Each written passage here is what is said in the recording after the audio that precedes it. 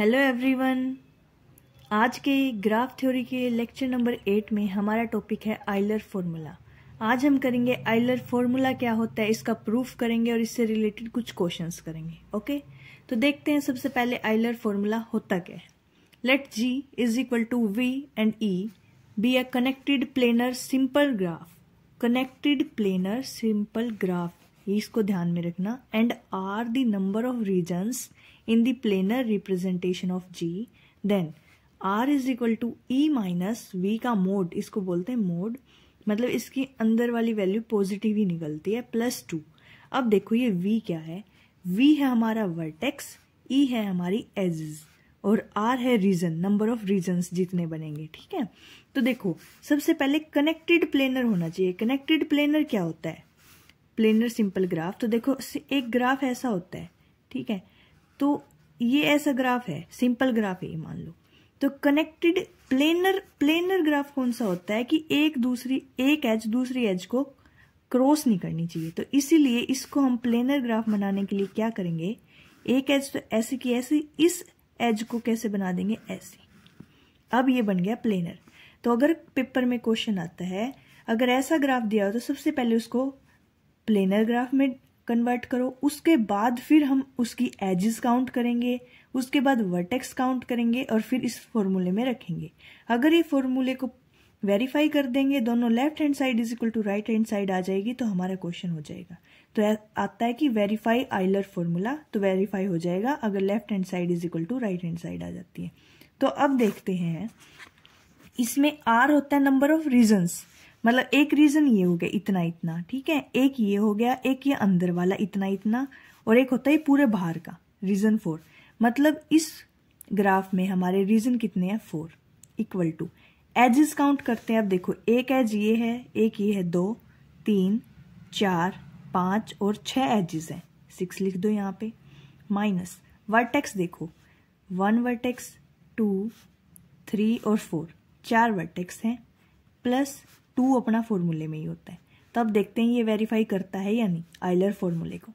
4 is equal to 6 minus 4 2 plus 2, 4 is equal to 4, means ये हमारे Euler फॉर्मूले को वेरीफाई कर रहा है।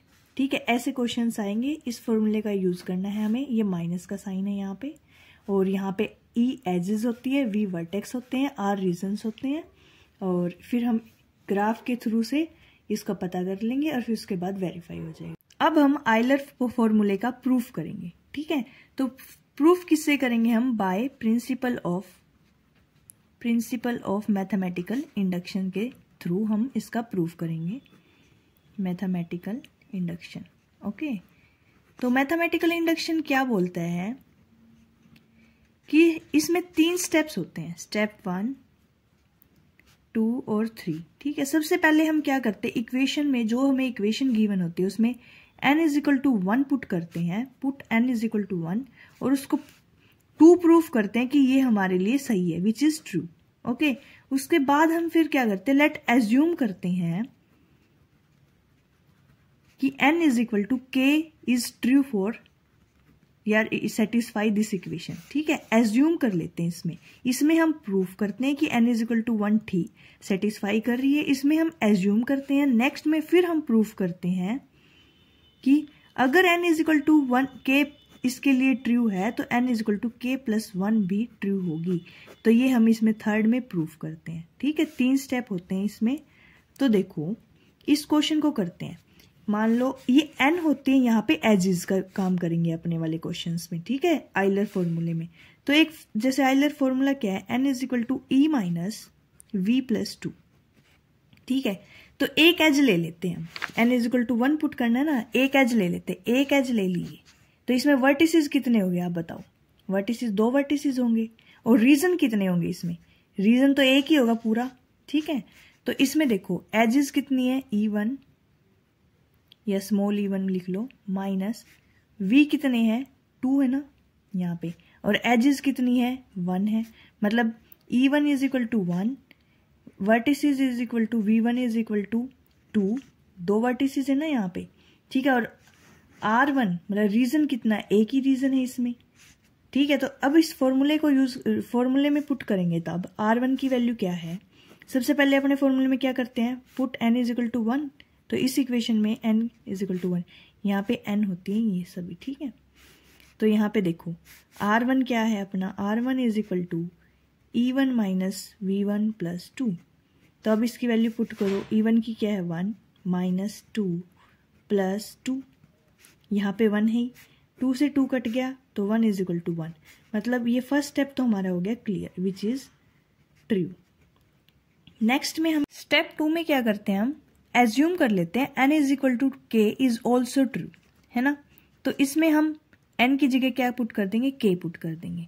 k हमारी नंबर ऑफ एजेस हैं, तो ये एक हिसाब से ग्राफ की इक्वेशन है, जी के ग्राफ की इक्वेशन मान लो, ठीक है। इसको, इस पूरी को जी के ग्राफ की इक्वेशन मान लेते हैं। नेक्स्ट फिर हमारा स्टेप में क्या होता है, इसमें वेरीफाई करते हैं कि k प्लस 1 भी इसके लिए ट्रू है या नहीं। तो सबसे पहले लिखते हैं आर के plus 1 is equal to E के प्लस 1 माइनस वी के प्लस 1 प्लस 2। अगर हम इसको सेटिस्फाई कर देते हैं, इसको वेरीफाई कर देते हैं, तो इसका मतलब ये आइलर फॉर्मूला हो जाएगा, ठीक है। ये प्रूफ हो जाएगा इंडक्शन, मैथमेटिकल इंडक्शन के थ्रू। ओके, तो देखो आर के plus 1 is equal to E के प्लस 1 माइनस वी के प्लस 1 प्लस 2, हमें ये प्रूफ करना है। तो इसको प्रूफ करने के लिए हमारे पास दो तरीके हैं। सबसे पहले देखो ये किसकी होगी, जी के प्लस 1 एक ग्राफ है, उसकी ये इक्वेशन है ना। तो देखो एक तो हम जी के ग्राफ बना लेते हैं, ये है अपना जी के ग्राफ। इसमें क्या है, इतने वर्टिसेस हैं, इसके वर्टिसेस को हम मान लेंगे वी के, इसकी एजेस को मान लेंगे वी के, ई के एजेस को, ठीक है। और रीजन इसमें है आर के, ओके। और इसकी इक्वेशन क्या बन गई फिर अपनी, आर के इज इक्वल टू ई के माइनस वी के प्लस 2, हमने अभी किया भी था लास्ट में। तो इससे देखो अगर जी के है, के एजेस है, एक एज को इसमें बढ़ा दें तो अपनी पॉसिबिलिटीज कितने कैसे कैसे ग्राफ बन सकते हैं। एक तो देखो ये भी जी के प्लस 1 का ग्राफ है, इसमें एक एज बढ़ गई, इसमें 4 थी तो इसमें 5 हो गई, है ना। तो इसमें हमारी एजेस क्या काउंट करेंगे, वी के प्लस 1 लिख देंगे। वर्टिसेस कितने होंगे, वी के प्लस 1, इसके वर्टिसेस वी के प्लस 1, एजेस कितने होंगे, वी के प्लस ई के प्लस 1, और रीजन भी आर के प्लस 1, है ना। तो अब देखते हैं इसमें आर के की वैल्यू क्या होगी। तो देखो आर के की वैल्यू, इसमें जितने रीजन थे, देखो इसमें कितने रीजन 1 2, इसमें कितने रीजन 1 2 3। मतलब हम आर के को ऐसा लिख सकते हैं, आर के इज इक्वल टू आर के प्लस 1 माइनस 1। मतलब इसमें जितने रीजन है उससे एक कम हमारा इसमें रीजन है ना। इसके बाद ई के की वैल्यू देखो, ई के की वैल्यू यहां से क्या बन जाएगी, इसमें देखो एजेस कितने 1 2 3 4 5, एक एज इससे ज्यादा है। तो इसका मतलब हम ये लिख सकते हैं ई के plus 1 minus 1 is equal to E K. इसमें जितनी एजेस है इसमें एक ज्यादा है ना।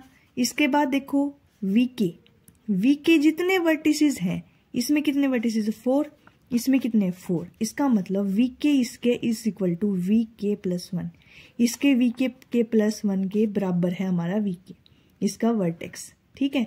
इसके भी वर्टेक्स सेम है, इसके भी वर्टेक्स सेम है। तो अब इन तीनों वैल्यूज को हम इस इक्वेशन में पुट कर देंगे और हमारा प्रूफ हो जाएगा।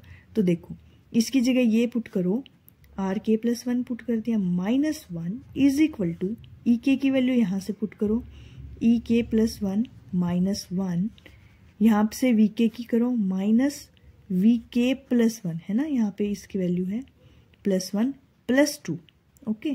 तो अब देखो माइनस 1 से माइनस 1 रिमूव हो गया, तो आर के plus 1 is equal to E के प्लस 1 माइनस वी के प्लस 1 प्लस 2। तो ये तो हमारा एक फर्स्ट केस प्रूफ हो गया कि यही प्रूफ करना था हमें। यहाँ पे ये देखो इसमें यही प्रूफ करना था ना, तो ये प्रूफ हो गया। ये तो हमारा था फर्स्ट केस। इससे एक केस ऐसा भी हो सकता है, इसमें तो हमने एज अंदर की तरफ एक्स्ट्रा ली है। एक जैसे ये सिंपल ग्राफ है, इसका एक केस ऐसे भी तो हो सकता है जिसमें एज एक एक्स्ट्रा हो। देखो ये बाहर की तरफ एक एज हो, ठीक है, एक वर्टेक्स एक्स्ट्रा हो जाएगा इसमें। तो इसमें देखो इसके तो थे हमारे जी के वर्टिसेस कितने थे, वी के नाम से, ई के नाम से इसकी एजेस थी, और रीजन थे आर के नाम से। ऐसे ही इसके कितने होंगे, आर के प्लस 1 होगी, मतलब एक एज एक्स्ट्रा है इसमें लेकिन बाहर की तरफ है। इसका मतलब इसकी वर्टिसेस को क्या बोलेंगे, वी के प्लस वन, एजेस को के प्लस वन और रीजन को आर के प्लस वन। अब इनकी वैल्यू देखते हैं, इसमें वी के की वैल्यू क्या है। इसमें देखो वी के कितने हैं, वर्टिसेस 1 2 3 4, लेकिन इसमें कितने 1 2 3 4 5, एक ज्यादा है, तो वी के की वैल्यू क्या है, वी के प्लस वन माइनस वन। इसमें थे हमारे उसके बराबर, इसलिए वी के इज इक्वल टू वी के प्लस वन लिखा था। यहाँ पे क्या कर देंगे, इसमें एक ज्यादा है तो वी के की वैल्यू कितनी होगी, वी के प्लस वन माइनस वन। ठीक है, इसके बाद ई के। अब एजेस कितनी है इसमें, इससे एक कम है इसमें भी, है ना, इसमें 5 है तो इसमें 4 है, तो इसका मतलब k plus one minus one. इसको मान लो 5 एक हिसाब से, तो 4 के बराबर आ जाएगा। अब इसमें रीजन देखो कितने हुए, इसमें रीजन कितने 1 और 2, इसमें भी 2 ही रीजन है। इसका मतलब आर के इज इक्वल टू आर के प्लस वन के बराबर है, आर के इज इक्वल टू आर के प्लस वन। इन दोनों में बस इतना ही डिफरेंस है, यहाँ पे आर के इज इक्वल टू इससे एक कम था, इसमें सिर्फ एक रीजन बन रहा था, इसमें 3 रीजन, इसमें 2 रीजन बन रहे थे, इसमें 3 बन रहे थे। लेकिन इस केस में, सेकंड केस में अपने रीजन दोनों सेम है, 2 ही रीजन इसमें बन रहे, 2 ही इसमें, इसलिए आर के इज इक्वल टू आर के प्लस वन पुट करना है हमें।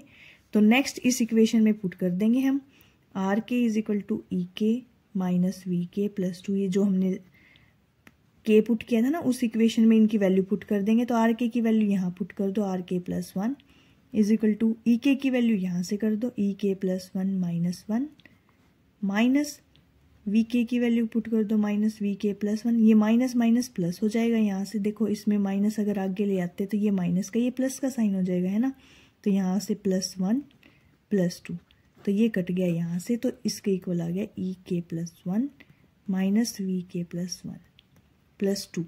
तो यही हमें प्रूफ करना था, आर के plus one is equal to. ये दोनों केस प्रूफ करने के बाद इसके बाद लिख देना by principle of mathematical induction it is true. ठीक है, तो ये अपना आइलर फॉर्मूला का प्रूफ था। नेक्स्ट वीडियो में हम करेंगे इसका 1-2 एग्जाम्पल जो पेपर में इससे रिलेटेड क्वेश्चन आते हैं। Okay, thank you for watching.